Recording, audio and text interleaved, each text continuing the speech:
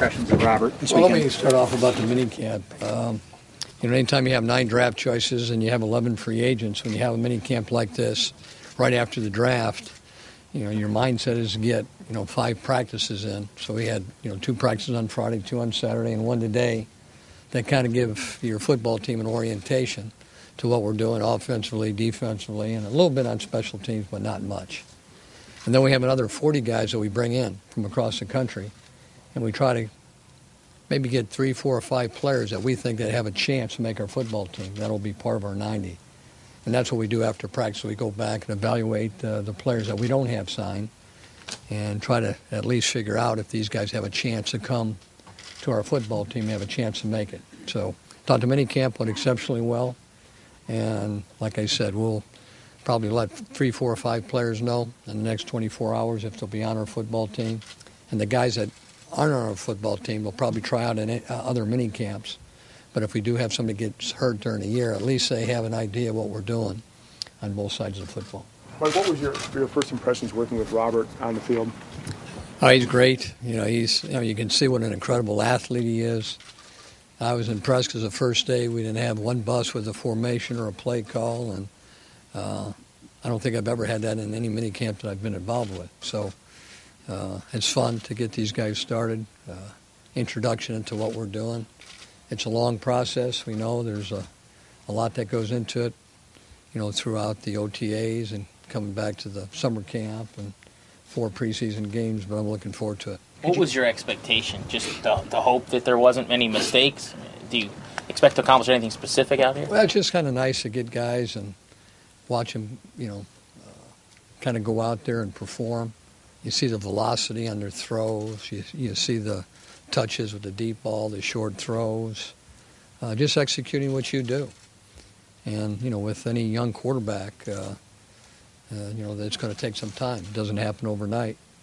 But our game plan with Robert, we're going to put him with the first team when we come back in the 14th. And what you're able to do with 90 players is a little bit different than 80. I've always done with 90 players that when we do any type of team drill, we'll have 2 separate fields. Where our first team will be on one field working against our second defense, and the other field will be your second unit working against your first defense. And so basically you have your 1s and part of your 2s on one field. On the other field you got 2s, part of your 3s.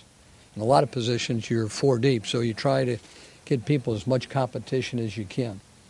But I thought it very important to start off with Robert with the first unit.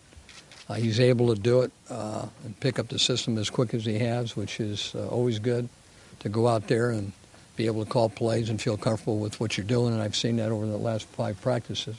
So when he comes in, he'll get a chance to do that. And everybody will get about the same amount of reps. The only thing on the one field, Robert, he'll get about 8 out of the 10 reps. I'll have Crompton down there taking a couple.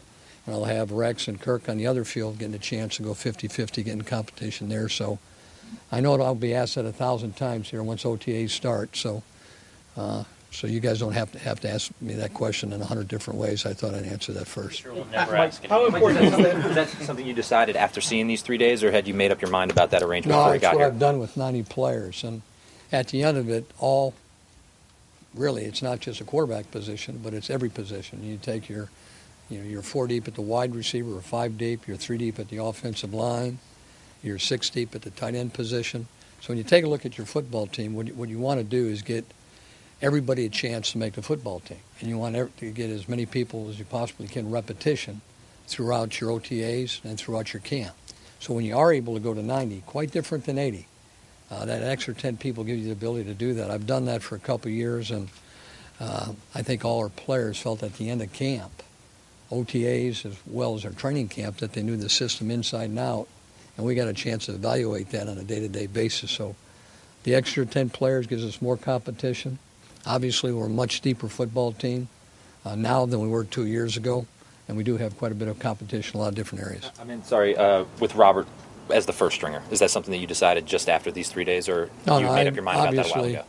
Anytime you pick a player, the second pick of the draft, and you give up, 2 number 1s and a number 2 to move up 4 spots, you've got a game plan in mind. And we're going to adjust our, system to what he feels comfortable with, and we'll watch him grow, and we'll do what we feel like he can do, and he does the best. Teammates said that they were surprised with how well he seemed to know the playbook already. Was that just a testament of the study work that you can tell he's been putting in and work with Kyle and Matt? Well, anytime you got guys that got great work habits and going to give you everything they got, they're going to go back and study. They're going to do everything they can to be successful. And so, no, that doesn't surprise me at all. Shouldn't surprise your teammates. But as we all know, it's a long process. It doesn't happen overnight. There's going to be some good days, some bad days. We understand that. But we get a chance to do this for the next, 6-7 weeks, and then we get a chance to bring everybody to camp, especially with 90 guys, get a lot of repetition in, number of preseason games, and get ready for our first game. Mike, I know it's early, but would you say that you've had to work with Robert yet on? Really haven't. He's a natural thrower. He's got great throwing mechanics. The first thing you look for in a quarterback is, can he throw the football? And one of the reasons why we moved up is ability, his mechanics. He's a thrower first. Everybody talks about his ability to run. That's because he's got Olympic speed.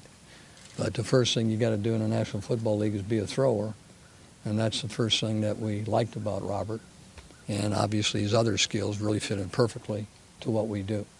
Mike, I know it's early. I know it's early, but would you say that he's ahead of where you'd like him to be when it comes to knowing the playbook? Is that a safe assessment to make? Yes, it would be. Yeah, he's ahead. Like I said, very few people can take as much verbiage. It's like learning a new language. Some people are able to pick it up very quickly. Other people can't do it as quickly. Robert was able to pick it up very quickly, and it showed on the field. Any concerns? Kirk did a good job, too. Very comfortable. Did the same as Robert. They were both able to pick it up very quickly, and we had two offenses go in different directions, so everybody got some repetition, as you saw today in practice, and we gave at least these guys trying out, I think, a legitimate opportunity to impress the coaches and make the football team. How do you feel about the way those two have interacted with each other, Robert and Kirk? I've been in that situation before with Elway and Kubiak. I think it's a lot of fun for guys coming in because they both have the same goals. They both were very successful, collegiate quarterbacks. They got to study film together. They're rooming together. They're talking football. It's a great growing process. Were you surprised by the reaction to that pick? Me? Yeah. As you guys can tell, I'm not too worried about reactions. You've got to do what you think is best for your football team. And once I start thinking about reactions, then I don't think I'll be doing this, much longer. But the thing that I always do is I look at every play a guy makes, and you make decisions. And to me, that was an easy decision, at that pick in the 4th round. Time will tell. At the end of the day, do you have the same expectations for them? Do you feel like you treat them the same? What do you mean by that? Robert and Kirk. Or do you have higher expectations for Robert? Will you spend more time with Robert? Well, I think I clarified that by saying that Robert is going to start out with the first team. We didn't move 4 picks and give up 2 number 1s and a number 2 to have him as, not the guy. If you give up that much, you see something, a guy that's very special, very unique, doesn't come around very often.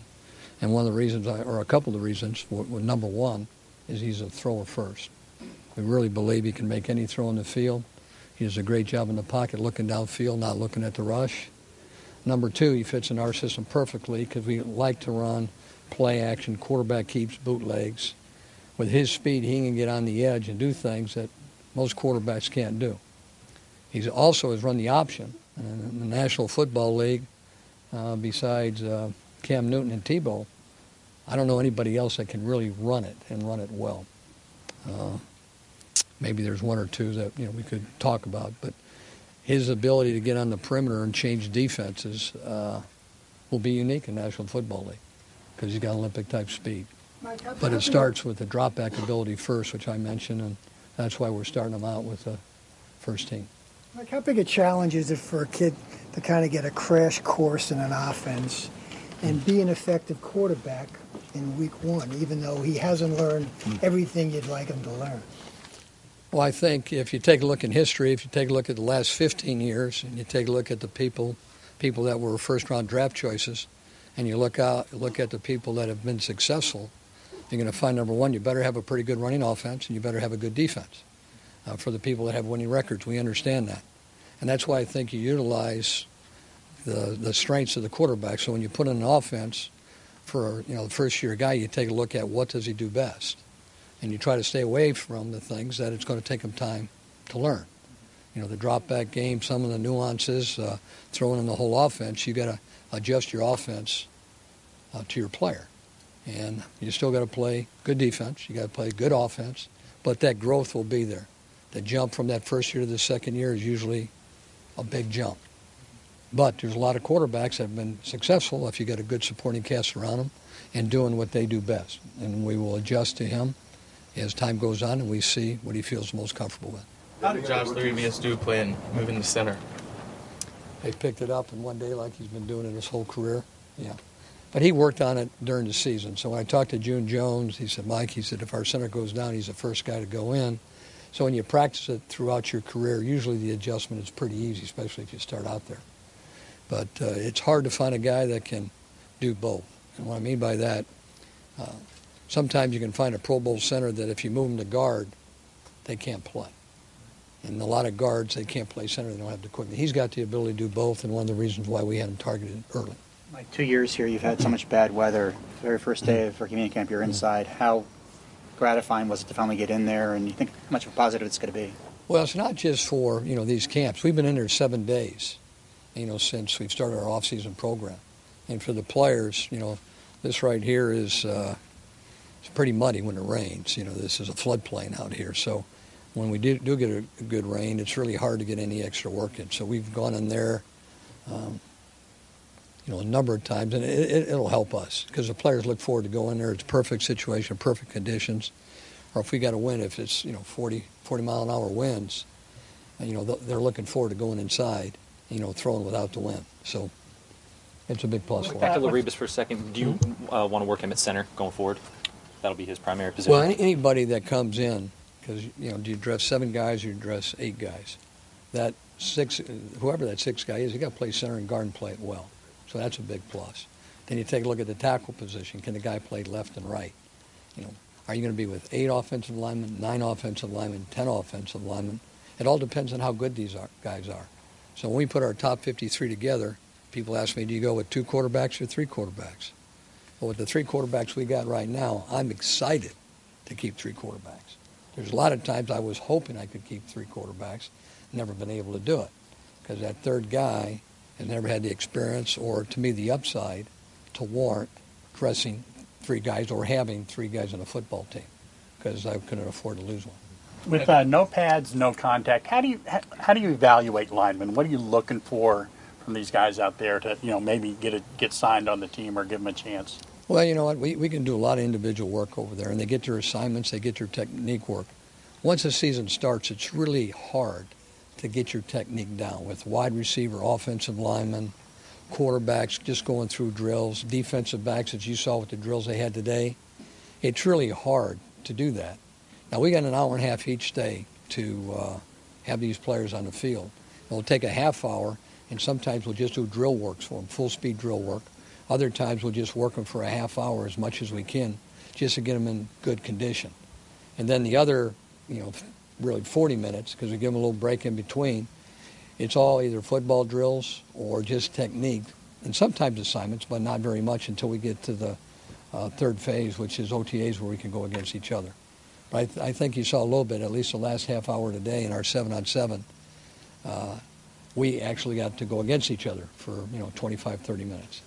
But the first part of the practice is getting them used to the terminology of the system so they can go out there and execute. Any other rookies surprise you during the minicamp at all? It's a process. The thing that really impressed me the most is having a group of guys come in, 62 guys come in, nobody knows the system, and to go out there and run a program as good as we did. Because, you got to get in a huddle. You got to be able to break out. We had 4 or 5 different coverages. We had put in all our formations, all our shifts.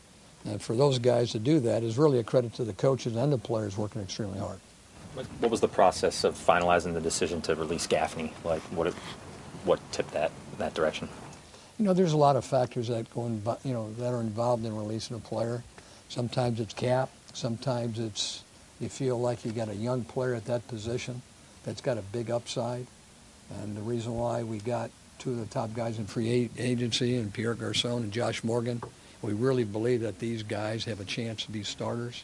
And then you take a guy like Hankerson, who's coming off a hip surgery. We know he's got a big-time upside to be a starter as well. And then you take a guy like Santana, and then you take a look at some of your draft choices, like Aldrick Robinson has come in. Banks has done a good job. Armstrong has been very impressive. And then all of a sudden you take a look at some of these guys that we've had out here. Do you want to go with a younger guy or go with an older guy? There's cap issues too. So it's a combination of all those things. But you gave him the permission to seek another team, and obviously, it's safe to say that he couldn't find a trade partner that suited you guys. Well, obviously we're always going to try to trade somebody first. And then if we think that, at the end of the day, especially a guy like Jabbar that did everything he could to help us, I would rather let him go than wait to the end just because he was fair to us. And then when we did release him, New England picked him up, which told us they weren't willing to trade, but they were going to wait it out. And I'm glad Jabbar got a job, and I know Josh likes him a lot, so he'll do a good job for Who's going to go in with Robert as the starting receivers when you start camp? Pardon me? Who are your number one receivers right now? Who are your starting receivers? Well, we'll let that play out, but, when you go after a guy like Pierre and you go after a guy like Josh, a guy like Leonard Hankerson, there's three guys that are right at the top of the list that are playmakers, and that's what we're looking for. Santana's coming in excellent shape. He's 15 pounds lighter than at the end of the season. After the first 4 games, after he got hurt, I think it set him back. It took him a while to get back in playing shape. So he's come in probably as good a shape as he's come in the last few years, at least according to him. So we've got some competition there. We've got some depth, which I think is a big part of it. Do any of the 3 guys you mentioned have any versatility to play the slot in that Gator role, or is Santana the only proven option there right now? No, we've got a number of guys that can play that role. Mike, one of the guys you brought in, Josh Morgan, who played, Leonard Hankerson played it last year. Santana obviously can play it. He's been one of the best in the league for such a long time playing it. You got a guy like Banks that can play it. You get Aldrick Robinson as a guy that's got exceptional quickness that can play it as well. So we got a number of guys, that can play it. At the tight end position, Cooley is looking very good. He's come in at rehab. There's been no setback, but him working out, him being able to run his routes, any swelling in the knee area. Niles Paul has come in and made the transition very quickly. He's 235 pounds. He's still in that 4-5 range. I think he adds a little versatility to that position as well. Logan Paulson's back. So we've got some guys that compete. Mike, sorry to interrupt you. Chase Minifield, guy you brought in, was a pretty highly regarded corner after his junior year, and then he had the knee injuries. What did you see out of him this weekend, and what are your expectations for him? Because he can be a pretty decent talent going forward. Well, I think you said, all the things that people look at, and that's why we've got him as a free agent in here, give him a chance to compete. And for the reasons you mentioned, hopefully he'll get a chance to come in here and compete with some players and make our football team. Just to be clear on Grant's question, you would not use Pierre in that slot role? Well, usually the guy that's that fast and that, 215 pounds in that 4-4 range, he's one of the few guys that has the ability to play in there because he can still cut. Most guys with that speed, they just don't have the versatility. So, yeah, he could play in there, but I would say that he would be the last guy to play there because his straightaway speed is so important. Mike, does it concern you at all, the hoopla, the expectations that are put on RG3? I mean, this town is just going crazy, with every move that he makes. And do you talk to him about not pressing, trying to manage those expectations, not trying to be Mr. Big Shot right away? I mean, is that a conversation that you and a quarterback have? What I do is usually go, I went back the last 15 years, the number one guys that were picked in the first round. Then I went back 20 years before that, and the guys that were picked in the first round. So I took 35 years and went through every first-round quarterback, and I went through every stat, the guys that had above a 500 record, the guys didn't. I looked at the rushing offense, the rushing defense, the turnovers, where they ranked, and try to give them an idea on how hard it is to come in as a young player and have success early. And if you do, what mistakes you have to eliminate. You have to do what you know and you know well. And that's our job as coaches, not to throw the whole playbook at him, but do what he does best and what he feels comfortable with. And that's what we'll find out here over the next couple months, is give him a system that he feels comfortable with. Make sure you do have a good running game where the play action passes there. But he does something that you can't teach. He can make plays when everything breaks down. The great quarterbacks that I've been around, the great quarterbacks that have won Super Bowls, or I've been lucky enough to be with, that give you a chance to make a difference in a big game, is guys that can do things with their legs and make a play happen off balance. And he's got that ability. So you went over that list with, I'm sorry. Has he done that yet? You said that he should talk to you about what he's comfortable with and what works for him. Has he been open yet? Well, he doesn't know what he's comfortable with yet. Okay. This is our first, couple days. But over time, when we go through the OTAs and we put in our system, we put in our play action passes, our quarterback keeps, our drop backs, he's going to get a feel of defense, the nickel defenses. Everybody's got a offense they ran in college. In pro, it is a little bit different. But we have opportunities to do a lot of different things. One thing that the NFL is not used to is a quarterback with his type of speed and his type of throwing ability. And so I think we can do some things that people haven't done. Now, is it going to happen overnight? No. But I am, after 2 years, you look forward to going to camp with depth. And with the addition of 4 new corners, with the addition of 4 new safeties, more depth on our offensive line, more depth on our defensive line. Now we have competition at every position. So we should get the best out of everybody. And that's what you want to do as a head coach, or you want to do with any organization, is have a chance that if someone is not playing at that high level, to go to the next guy and not skip a beat. And we'll have more depth this year than we've had by far over the last couple of years. So you actually sat down with him. In place, you obviously have been able to get some of your later draft picks signed. Is there any extra advantage to being able to do that now, besides just knowing that they won't be holdouts? I'm sorry. With the new labor system in place, you've been able to get 3 of your draft picks signed. Is there any extra advantage to doing that now that you wouldn't have been able to do in the past, besides just knowing that they won't be holdouts? No, that never even concerned me, because normally the teams that have a hard time with holdout are the people that aren't normally fair, an organization or maybe an agent. We've always been able to work that out, in the past, or any organization that I've been in with has been able to work that out. So it's just nice that these guys are in camp, they're learning. I think that'll be much easier now than it has been in the past. Go ahead, Joe. I'm sorry. Did you actually sit down with Robert and show him that list from the 35 years of first-round picks? What I did is I did the first 15 years, a little bit more in detail. Right. And then, as I told you, I reviewed, because I'm the only guy that's used to the guys outside the 15 years of last. Right. Yeah. Ask me who some of those quarterbacks were. Most people would, but Robert didn't. Right. But the reason why I did is a lot of people don't understand how hard it is for a young quarterback coming in the National Football League and playing his first year. First of all, you've got to be lucky enough to have a little bit of supporting cast, and that's what I showed them.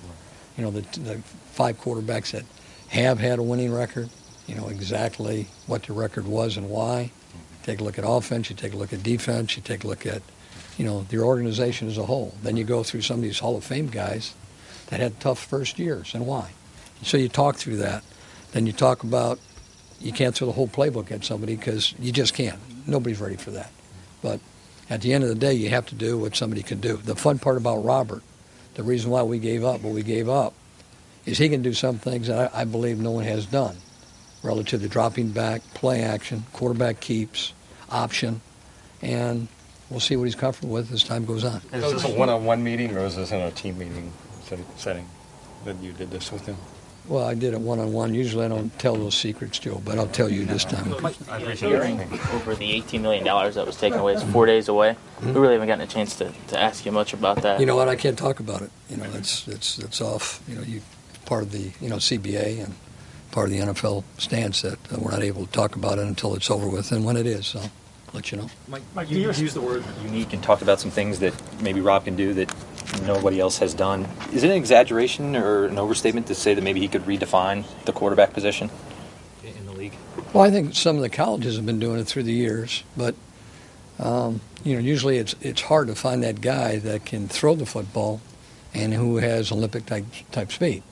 You know, in college you can get a guy that can run the option and throw, but usually one part of his game's off. You know, he can't throw the deep ball, can't drop back on third down to make the play, or doesn't have the speed to outrun a 4-5 linebacker. And some of these linebackers that are 4-5 are 250 pounds, and it's very hard to outrun these guys. But I think he has the ability to do a lot of different things. The thing I'm trying to point out is that, hey, it doesn't happen overnight.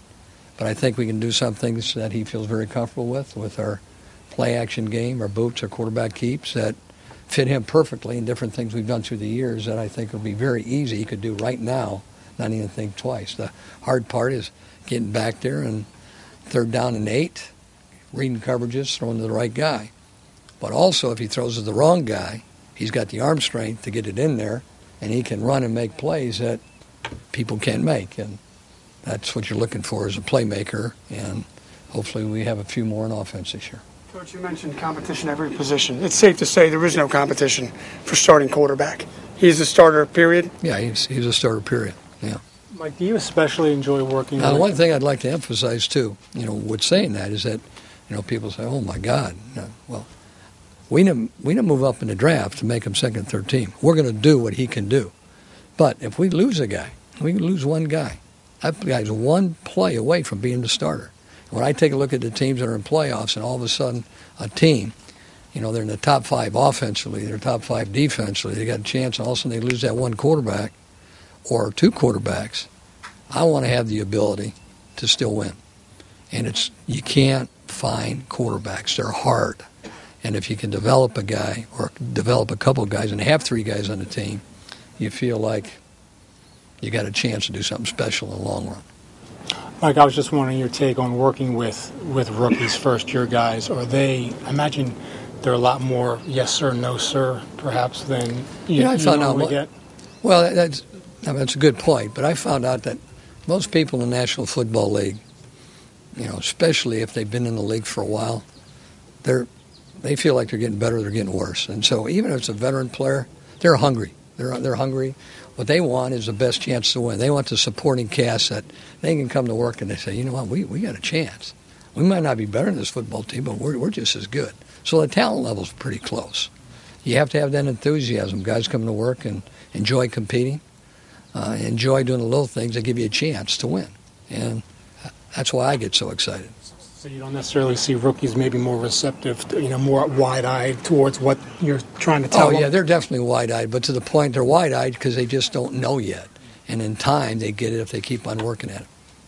Coach, have you talked at all to Robert about managing off the field? This, I think someone mentioned before, the city's crazy, about him. Everyone wants to know what he's doing, and every second people ask him about his car earlier. Have you talked to him about how he's going to manage that and try to stay focused on football? Well, it's my job to help him. I've been through this situation with different people, and I understand what's going to happen. So it's my job to make sure that he's protected in certain areas where he can concentrate on his job. If not, you have no chance. You got to be able to focus on your job, especially in the situation. And we got so many great fans here. We've got so many people that are so enthusiastic, and rightfully so, but he's got to get ready for the season, so it's a fine balancing act. And he's one of the few guys that I've seen that I think can handle it perfectly. He's like a 10-year vet already, the way he deals with people, and he's got the smile, he's got the charisma, he's also, he's gung-ho going back to the hotel and studying. And, that gives you a chance. Anything else, guys? Okay, thanks. Thanks, Coach.